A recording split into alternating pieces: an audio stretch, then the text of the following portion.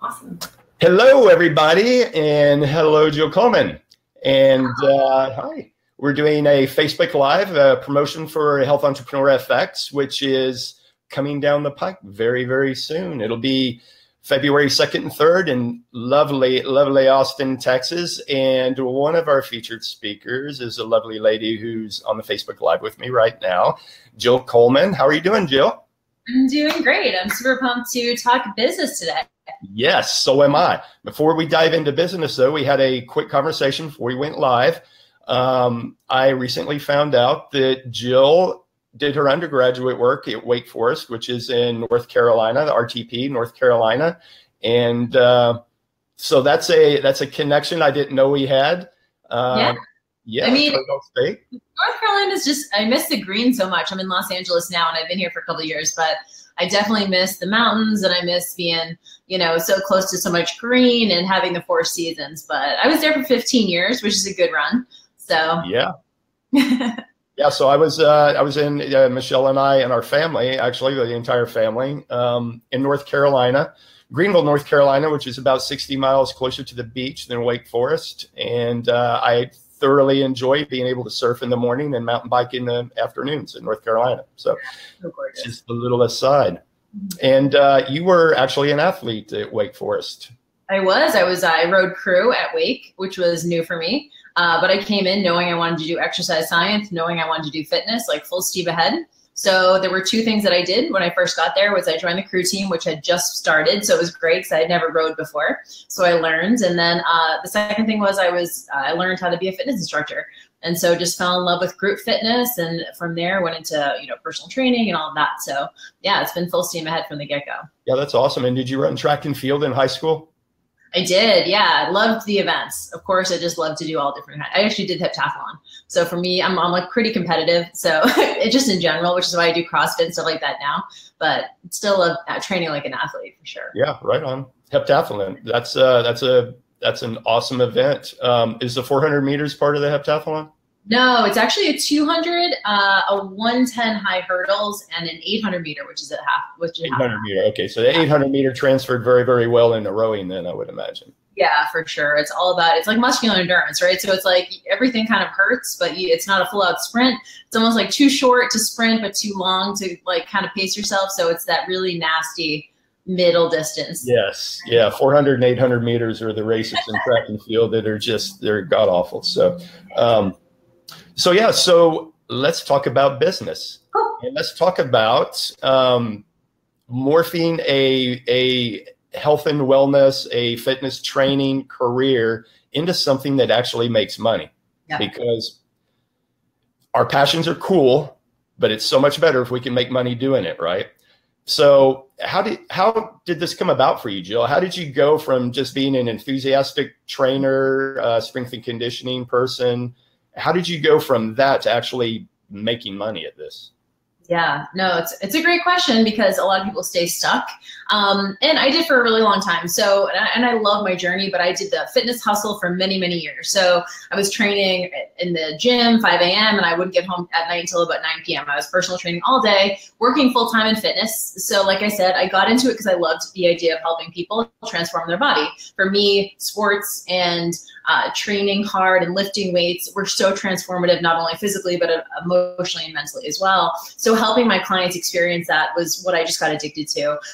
But as most full-time trainers eventually get to a point where they start to get a little bit exhausted. It's not that they don't love their clients, doesn't even mean that they're not making decent money. It's just that at some point there's a ceiling to how many people you can reach in your local box gym. And I reached that point in my late 20s. And at that point I was trying to figure out ways to, this is like kind of the golden age of blogging. I was trying to figure out ways that I could just reach more people. So for me, it wasn't even about, I was making good money because I was working around the clock, like 70, 80 hours a week, but I had no time to do anything else. So I said, how can I start to create online products and services that I can reach people outside my local area, and also I don't have to be like right in front of them, because at that point, if my client had gone on vacation, I didn't get paid. If I wanted to go on vacation, I didn't get paid. And so it started just moving into the online space as a blog, and I didn't know anything about business, but I knew I had a bunch of ideas up here, and I knew I had a bunch of things that I could share. recipes, workouts, tools, tips, strategies. And so I just blogged every single day for 2 years straight. And I didn't know what it would look like, but I started taking one-on-one clients all over the world. So I didn't know how to create a product or a service. And it wasn't until about 2 years in that I created my first kind of DIY product that someone purchased it and then they went and did it on their own. And I didn't have to actually write them a meal plan, write them a workout program. And so it was at that point that I said, you know what, just because I have a business doesn't mean I'm a businesswoman. If I'm going to do this, I have to learn business. And so at that point, I completely immersed myself in education, courses, in-person events, and ate up everything I could to learn internet marketing. And so from then on, I've started doing more business coaching as well. I think that's a very important point to make, because so many people, and Michelle is a chef, and I came into this as a trainer, both very, very passionate about our crafts, but that doesn't make you a business person. Right. And so I'm sure you've seen many instances of this, of trainers especially, who are very, very passionate about their craft, but dive into the business side of it with no backing, no education, and no real direction, no systems, no processes. And to those people, before they dive in, so there's two questions. Number one, if you've dove in before and figured out the hard way that, oh, whoa, I need to know some business practices, that's one question. The other question is, for the person about to dive in, hold the reins for just a minute and learn some business practices. So could you speak to those two groups of people real quick? Yeah, so my mantra is always just to dive in, right? So you're a fitness professional, you're a health professional, health coach, whatever that looks like. If you want to move your business online, say you're seeing clients across the desk, you're seeing clients in the gym, or you're a personal trainer, group fitness instructor. I'm a huge advocate of just taking what you know and sharing your tools and insights and strategies online. We have free platforms on Instagram, Facebook, social media. So you can right now start sharing what you know on those free platforms. Eventually, you're going to want to get a website. You're going to want to get an email list, all that kind of stuff.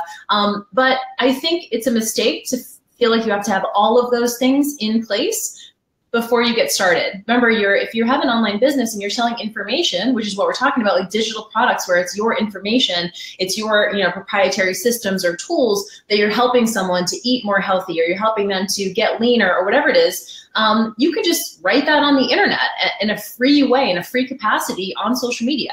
And at that point, you're starting to build trust with an audience. And so you might not, everyone you know is like your family, your friends, acquaintances from high school. Like those are the people that know you at that point, and that's okay. Because no one really knows you yet. You don't really have any strangers paying attention to your stuff. And that's how I started. I started blogging, and like my mom was the only person reading it, So over time you start to learn that. But what I've noticed a lot of people getting started is they get really down on themselves because they don't know business. But I remind my clients that like, you're not supposed to know how to do business, right? Like that's a skill. People go to school for that. So it's like learning a whole new language, learning how to write marketing copy. Like you're not supposed to know how to do that. And you practice and you get better over time. And there are certain ways I teach my clients like systematically how to write compelling copy or write things that make an argument for people. So a lot of us are scared of sales and we're scared of marketing, but really what sales and marketing is, we're always selling something at all times, aren't we? We're talking to a friend and we're selling, the paleo diet, or we're always selling them on something at all times. So really it's just taking those being compelling or being sticky or being edgy and putting that on the internet for people who might be interested in your services. So long story short, I think get started by just sharing what tools you have and sharing your own personal stories too. There's value in that. And when you start to do that, you start to attract the kind of person who needs that information. And I think too, here's another thing. So with the marketing side, many people in our business, rightfully so, are very, very scared of marketing because they feel like it's hucksterism. And we see a lot of hucksterism in the health and wellness sphere. I mean, it just kind of lends itself to that, I guess. But I see so many people, and I know you have too, Jill, so many people who have fantastic ideas who are scared to put those ideas out because they're afraid of that hucksterism label. And I think maybe they don't realize that a great message that's not spread is a dead message. And it's also a dead idea. And I've seen many great ideas meet an untimely death because the person who had them was just scared to put that message out. And this comes down to transparency in marketing, which is something you're going to be speaking about at Health Entrepreneur FX. Can you comment a little bit on that? Yeah, for sure. This is such a great question. I have a lot of thoughts on this. So I work with a lot of very first year internet business women. They're an expert at what they do, and they want to learn internet business. And one of the things they're so scared of is, quote, self-promotion, right? So how do I talk about myself that doesn't come off like I'm bragging, or doesn't come off like I think I know everything, or I'm an expert or whatever? And the bottom line is, if you have a solution or you have a strategy that can help someone, and you're not putting it in front of them because you're scared, you're doing them a disservice, right? Like, in a way. So for me, the transition goes from self-doubt, like I'm not good enough, or I don't want to be seen a certain way, to obligation. I'm actually obligated to put this thing out because I have an experience that other people can relate to, that they can get insight from, that it might help them move towards their goals, or at least not even feel less alone, right? So it goes from self-doubt, and then when you kind of like realize, like, man, I'm doing the world a disservice if I don't share this, and then you can move in that direction. So I think that that's, like, at a high level mindset wise, that's kind of the first shift. But to answer your question about, like, logistically, how do you do this? I love transparency, because here's the deal. Most people are scared of sales because they're worried that traditionally the relationship between seller and buyer has been asymmetrical, right? Like, the buyer has all the information, and the buyer has no information, the seller has all the information. Like, this is why when we go to get our car, we go to a car mechanic, we feel like we're getting the wool pulled over under our eyes because we don't know anything about vehicles, right? So we're like, is that really the price? So we're always skeptical, right? So most people don't like being sold, but they like buying stuff. So what transparency does is tell them that the sale is coming before it actually shows up, before you actually open up the cart. So what I've been doing for the last several years in my own business is I'm very upfront about the fact that I'm going to eventually ask someone for money, but I also add a ton of value ahead of the sale for free. So I'll do a lead magnet or a freebie or something like that, a free course or a free download or something where I'm adding a ton of value, like over the top value. And I will even tell people at the end of this free course, I'm going to be opening up the cart to this product. But I don't want that to scare you. In fact, I want you to continue on with the free stuff, because even if you don't buy, that's totally fine. But I know you're going to get so much value in this free thing. So I want you to go through the whole thing. And if you decide not to buy, that's totally cool. But I want you to know it's coming. And so every step of the way, I'm reminding them that a sale is coming, but I'm also giving them a ton of value along the way. So if they decide not to, they still have gotten something out of it, and it's still, there's some innate value at each step of the marketing process. And it makes it super easy for me because I don't have to hide anything. I know that it's coming, they know it's coming, and I'm talking about it in a very intelligent, like, peer-to-peer way. So now the buyer has all the information, the same amount of information that the seller does, right? So now we're all on the same keel, and it feels like very just like we both want it, it's win-win, and there's no hiding and no like blindsiding people with the sale. Does that make sense? Totally makes sense. And I think, you know, the customer appreciates that, and the customer appreciates someone who's going to be very, very upfront with them. They've gotten a ton of value. So they have no problem giving you money for that service. And I think everybody realizes that everybody needs to make a living. And if everybody can make a just living and an adequate living by giving, you know, the information that the customer wants, that is a win-win. And I'm glad the way the way you paint that picture. And this, whenever you talk about this at Health Entrepreneur FX, I like to tell people that, why do we put on live events? Why is live events our thing at either Paleo FX, at Health Entrepreneur FX? What I love about live events is the information that gets transferred person to person by that close, intimate contact. Yep. And as a presenter, I've always loved that as well. And that's why it was so hard for me to step away from the personal training realm, because I just thrived on that personal contact and being able to transfer that information to people. So as a speaker, I know I did. And so the question is, what kind of a feedback do you get from the audience whenever you're a speaker at these types of events?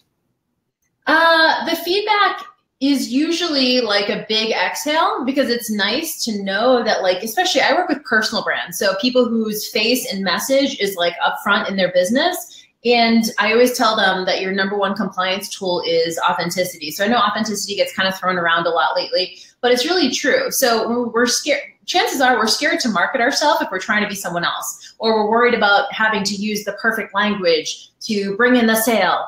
And this goes back to what we were talking about before. So I had mentioned a couple times, if someone goes through a free education of mine, or they go through and they download some for free and they get a great experience and they decide not to buy, I like that too, because I never want to be in a position where I'm having to convince somebody that I'm for them, right? Because if they're not fully, like, it's not a hell yes for them, then it's also like, I don't want to have to refund them later or whatever. Like, it's not going to be a good working relationship. But also, they leave with a great feeling and they got a ton of value. So they might become a customer 6 months from now or a year from now. So I see a lot of entrepreneurs operating in scarcity and urgency. They're really worried, like, I have to close the sale right now. I have to get this person right now. I need to get this money right now. And I think if you look at it from like a holistic approach or like kind of a long view, you just look at it like, I'm just trying to build value and I'm trying to build a rapport with as many people as I possibly can and have that conversation so that eventually maybe they don't, I'd rather, you know, someone buy a $3,000 product of mine, like, you know, 5 years from now, than try and like sell them really quick on this $27 thing. And so you want to think about your business kind of globally. And so when you're doing that, it feels really abundant.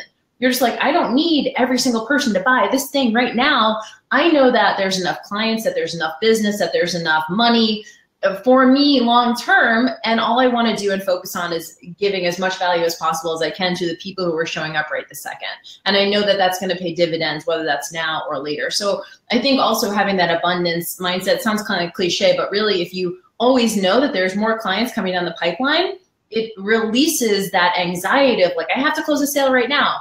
And it really makes you just feel like, oh, this can actually be fun. It doesn't have to be stressful. And I think too, from the marketer's point of view, if someone doesn't buy your initial product, it doesn't mean they don't like you. It only means that this particular offering that you have right now is just not for them. But 10 offerings down the road, oh yeah, that was exactly the thing I was looking for. So, and I think people, to your point about being anxious, is just that, oh my God, my fans don't love me because they didn't buy this. Right. Well, it's not you. It's just that particular offering, you know, so stay in the game, be relaxed, be transparent, be real, and just continue to give out great information. And some piece of that information at some point is going to resonate with one of your fans. And that's what that particular piece of information is, what they were waiting for. Yeah, it's not like it's you know, it's either a timing issue or it's not the right product, or even it's just like a marketing issue. Like you mentioned, a lot of fitness and health professionals like just don't know how to really write convincing marketing copy. And when I say marketing copy, it's like just very it's communicating the value effectively, right? So it's not like saying stuff to trick people into buying. Like that's old school. We don't really do, like, we don't do that, right? So what the new school is being like very transparent, but also being unapologetic about the kind of outcomes that they can expect, about who exactly it's for, about who it's actually not for, right? So having that exclusivity language and writing that kind of compelling copy and making a contextual argument for something is really a practice. And so you have to, I remember when I first started at my website at jillfit.com, I mean, my sales pages were actually just like a buy button. It was like, do you want it or not? You know what I mean? And so it wasn't, I just didn't really know. And luckily, you know, we were lucky that we had a whole bunch of clients at the beginning, but that was back in the old days of the golden age of blogging and stuff. So we have to really innovate now because things are different. And I love that. And that's why to me, internet business it's a puzzle. It's always changing. I don't look at it as like, it's easy to get frustrated and feel victimized by Facebook, but it's also like, everyone's in the same boat. It's actually kind of fun. And, you know, to your point about writing good copy, it's, you know, when new business owners hear that, they think there's some kind of dark magic or alchemy involved. And that's not what it is. It's just trying to get your pure message out and cut through the noise, because there is a lot of noise out there. And if you want to get your message out, you have to be very, very good at writing copy that just explains what it is you're offering to people under no uncertain terms, and that they can get very, very quick. And that's the art of copy. It's not, you know, how can I write to trick people? That's not it at all. In fact, if you write copy with that in mind, you're going to crash and burn anyway. Yeah. The art to copy is, I know, you know, is just, let's get out the message very, very clear what it is we're offering, so that people can get it very, very quickly. Yeah, to a specific client who needs it, right? So it's very important that you know who your ideal client is, that you can speak right to their emotions, that you can speak right to their day-to-day life, the frustrations that they're having, and not, again, in a tricking way. And this kind of goes back to your initial question about marketing can feel slimy. To me, you have to have integrity, right? Like if you really want to do this as a full-time job, then you can't cut corners. If you don't have your integrity in your business, then you don't have any anchor. Like what else do you have? So when people are like, we've sold, $250,000 or whatever, like it needs to be true. Like the thing that you say needs to be true. It can't be. And so I know that kind of goes without saying, but you wouldn't imagine, like when you say that it's kind of slimy, it's because people do feel that marketers are lying. And I know that some do. And so like for me, I'm always teaching you have to be integrous. Otherwise, like, if you want to do this long term, you always get found out anyway. Yep, totally. What are you working on right now, business wise? It is totally A, occupying you, and B, just rocking your world. What are you really excited about? Yeah, so I'm super pumped. Today is actually my last day of my launch. So you caught me on the tail end. Everything is already done. And I'm like, all right, it will be what it will be. I launch a year-long mentorship called Best of You every year. It's a 12-month business mentorship for health and fitness professionals. And I launched to my early wait list this week. And I'm pumped because I'm doing something I've never done before with business, and that's launching a continuity membership. So people pay monthly over the whole year and get access to my tutorials and workshops and interviews and stuff like that, everything that they need to know it's a completely robust 12-month internet business course. So today is the final day, and I'm going to be launching that to the public starting in January. So that's coming. I know, I'm excited. Very, very cool. And for those entrepreneurs out there, what size of team do you run with? I have a fairly small team. So I have 3 people on my team, and then I have a couple of contractors that work with me for design work and development and stuff like that. But I'm a fairly small, I move pretty quickly.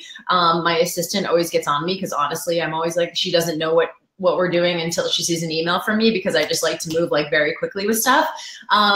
So yeah, it's been great. And how long were you a one-person show? I was a one-person show. You know what? I actually brought on some coaches. So this is a model that I don't do anymore. But when I first started, I was doing a lot of one-on-one clients. So if someone is maybe working in person, wants to move to the internet, the first iteration is usually just still doing one-on-one, maybe highly customized coaching. So maybe you're writing meal plans, or maybe you're writing workout programs or something like that. And so when I moved online, that was the only thing I knew how to do. I didn't know how to create courses or, continuity membership or anything like that. So I was immediately starting to get like overloaded. Now it's just like the same problem I was having at the gym, but now I'm writing meal plans at 1 a.m., right? So it's still time for money, but now I can do it from the comfort of my own home. But overloaded myself, and I brought on 5 coaches to help me do those. And then we all maxed out. And then at that point, we moved to more DIY courses where we could leverage those. And so it took me about a year before I hired my first assistant to take care of my emails and stuff, because that stuff, just the administrative stuff, just wasn't getting done. So people always ask me like, who should you bring on first? Probably someone who brings up your weaknesses. So for me, my zone of genius has always been content creation and being super prolific and being super consistent with content, and having interesting ideas. So I wasn't going to bring on someone to write my copy for me, or to create my programs for me, or do my social media for me. Like that's for me. But I need to bring on someone who dots the I's, crosses the T's, someone who pays attention to the details, because I'm like a big picture person. So that was an assistant. So look at where your weaknesses are and bring on someone who can fill in those gaps. That is such an awesome point, because I think people, especially type A people, tend to think about what it is they're good at and never question what it is that they really, really suck at. Thank goodness I was very introspective very, very early on. And I know that I suck at anything organizational, operational, or financial. Yeah. Pretty much should throw me out of business completely. But it's good that I knew that, and knew that I could know that those were the type of people that I had to partner with, people who were very, very good in that. And I think a lot of times that's overwhelming for the personal trainer, like you said, like what you came from, when you're already working 12 hours a day on the floor, which is excruciatingly tiring if you're trying to keep up, all the emotion and keep everybody going, and then go, wow, now I've got to do this extra work so that I can move into a business model that can actually scale, because I can't scale my hours any more than that. Can you give maybe like your quickest 1 or 2 tips for that personal trainer who is in that position right now, who is going, what is my next step? I'm already training 12 hours a day. I don't know how I'm going to bridge this gap that seems, you know, it's a cavern, right? I can't bridge this gap to go from myself to actually having a scalable business. Yeah, I think there's multiple iterations. So my first piece of advice would be to figure out a way to like somehow chunk up your clients. So for example, if you have personal trainers always have like 15-minute or 30-minute kind of time blocks between clients. So I'll share with you a couple of things that I did. It was really scary at first, but I read the 4-Hour Work Week, as many people do. And I was like, you know what, I'm going to figure out a way to make my schedule just like more like chunk my clients together. So I went from one to the other with like no time. It was like a big time block, no time in between. I went from 60-minute workouts to 30-minute workouts. I paired people in groups. I started doing group training, and I was actually starting to make a little bit less money because I paired people into groups. So instead of someone paying me, you know, $100 for 60 minutes, I had 2 people paying me $40 each for 30 minutes. So I was making $80 in 30 minutes. So I'm making less money per session, but now I can have 2 sessions in an hour, right? So I was actually working less time and took a tiny bit of a pay cut to be able to open up big chunks of time in my schedule so I could create stuff for the internet. So I actually went to just Monday and Wednesday nights and Tuesday and Thursday morning. So I gave myself like a half a day on either side to be able to create things for the internet space. So like for you, it's probably about creating content. Start building your email list. Be consistent at a very minimum. Like you need to be on social media every day. People ask me, you know, do you have to work every day? And I'm like, yes, you do. You have to work every day, like in some capacity. But at some point, it does get fun. So you don't want to take a break necessarily, you know, so it's different. If you're coming from a personal training service background, it's a very different way of working. You're very like hyper-focused. It's extremely mentally draining. Creativity is also draining, but it's a different use of your brain. And so switching gears also takes time. So for the personal trainer who's trying to make that switch, I would try to rearrange your current schedule to open it up a little bit. And I would also look at the things in your business that you just dread doing, or even in your life that you dread doing. Like my first thing that I leveraged was getting someone to clean my house, because I just like not only didn't want to do it, but then the hours dreading that I had to do it. And I found someone who was able to do it for $50 twice a month. And I was like, how can I make $100 this month? And so I was like, I'm going to figure out a way to make $100 this month on the internet. And so I can pay someone to do my cleaning so I don't have to dread it and then also do it. And they gave me like 10 hours of my time back. So figure out things in your life that you dread and how can you leverage or get someone to do that for you. For me, my emails just weren't getting responded to. I was like, I need to bring on an assistant. They just weren't getting responded to because I'll do it next week. I'll do it next week. I'll do it this week. Just never got done. So look at what you dread and look at what you're just not good at. Sounds like a page right out of 4-Hour Work Week. Was that a pivotal book for you? Work less and make more money. Yeah. Yeah. Was 4-Hour Work Week a pivotal book for you? It was a hugely pivotal book for me because at that point I was operating in scarcity, as a lot of fitness professionals I think we do. We're worried our clients are going to leave all the time. We're worried that, you know, the gym's going to close. The gym owners in a scarcity mindset. So we're always kind of taking whatever money someone will give to us. And that was me. I was running around town. I was taking $15 here, $10 here, like all over this place. And I had a huge aha moment. I was like, how is this my life right now? I'm working 80 hours a week, $15 a session, not valuing my time at all. I'm bending over backwards for people who are not showing up, who are showing up late. And so I had a huge aha moment of like, this is just not what I want. And like I said, I had to take a pay cut. A little bit at first, and I was really scared. I increased my prices. I lost about 10% of my clients because of that, but I was able to leverage my time much more. And over the next year and a half, I tripled my income online. That's the way to think about it. And Tim Ferriss lives in Austin now, so maybe we can bring your 4-Hour Work Week book. Maybe we can get him.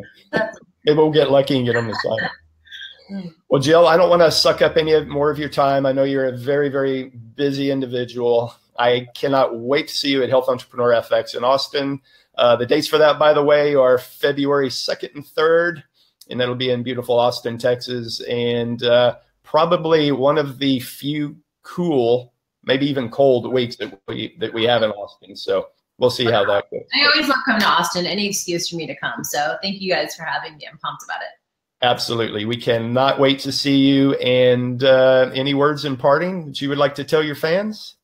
I mean, I would just mostly tell anyone listening to get started right now. Like, I hope to see you at Health Entrepreneur FX, which would be amazing, but don't wait until February to get started. Right now, you guys can do things that are at your fingertips, like add value online, tell people what you know, share your story. There's a ton of value in that. You'll start attracting the person who needs your services right this second. So. Yeah, it's that old adage, right? The best time to plant a tree was 20 years ago, and the next best time is today. So. Yeah. Cassie says, "Where's Pip?" She's not here today, unfortunately. No Pip right now. Okay.